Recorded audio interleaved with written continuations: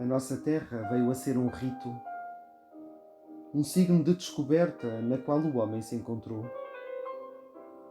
A reconciliação com a terra pode talvez ser substituída pela necessidade, pela inexorabilidade de existir que a terra impõe, toda a terra, inclusivamente esta que com o coração escolheste entre todas as outras.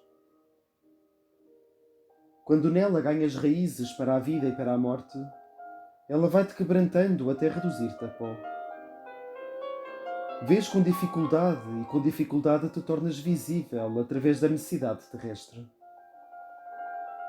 Supõe um esforço incessante subtrair os homens à inexorabilidade imposta pela terra. E este esforço tem um nome: história. A história não é ressurreição, mas uma constante conformidade com a morte, que apenas faz transparecer a sucessão das agonias humanas. Ela não alcança o rito em que se converteu a terra, a nossa terra. Daí nasce o amor à terra. O amor não flui a par da morte, ultrapassa-a. Pelo amor que ultrapassa a morte, a terra veio a ser um rito. Pelo amor que ultrapassa a morte, a nossa terra converteu-se num rito. O rito das águas inumeráveis que surgem da terra como plantas. As plantas desta terra são os rios, como a água é a terra das plantas. No inverno, os rios gelam, gelam os lagos e os tanques, mas as fontes brotam. A vida das águas fará o gelo explodir. A nossa terra aproximar-se-á do sol, e ele será suficiente para que a vida ressurja.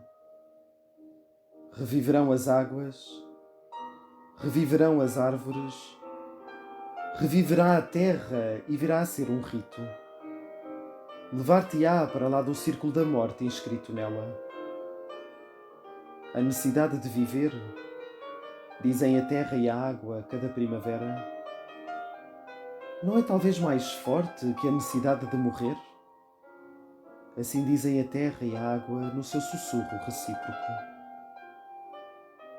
Tal sussurro, como o traduzirás na tua própria linguagem? Como enxertarás no teu pensamento a morte e a vida da terra? O rito das águas tem uma voz diferente na primavera, quando devolve a vida à terra, e é diferente no verão, quando o homem arde em sede como o leito de um rio, e o corpo é todo ele um anelo de pureza e frescura. O homem absorve então o rito das águas e nele encontra o seu equilíbrio. A água fala-nos mais de durar do que de passar. No fluxo dos teus destinos és duradoura, ó água. A ti, homem imerso na água, digo que és o destino da terra. A nossa terra veio a ser um rito de plantas e de árvores que se abrem como um pensamento saturado de sabedoria. Sabedoria que é a nossa pátria, escolhida pelo coração com o assentimento da terra. Com as suas mãos o homem agarra a luz como um remador que dirige a barca. Entra na luz com todo o seu ser, com toda a carga das suas palavras e dos seus atos. Quer ficar nela? Quer guardá-la dentro de si? Ou quer mesmo irradiá-la? Sente a obscuridade, a penumbra. Às vezes sustenta sobre as palmas das mãos um frágil véu de luz, como sustentaria uma criança recém-nascida. E canta à luz as canções que uma ama cantaria ao embalar.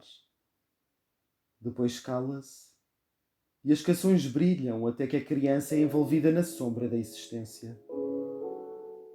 Ó terra que nos geras, não geras conosco a luz, mas apenas o véu frágil, ténue, que basta às palavras e aos animais. Bem diferente é a luz de que uma criança precisa, luz feita de substância que o abraço materno não pode encerrar. Bem diferente é a luz de que uma criança precisa. Sou-te leal, terra. Quando falo da luz que tu não podes dar, porque falo da luz, sem a qual o homem não pode realizar-se, nem tu tampouco, terra, te poderias realizar no homem. No rito da água e da luz estás presente e calas. O homem passará sobre o rito com a sua vida e a sua morte, e tu pensarás que o terás pezinhado. Passará o homem, passarão os homens, correrão gritando: a vida é luta, e da luta que farão surgir? Uma terra nova?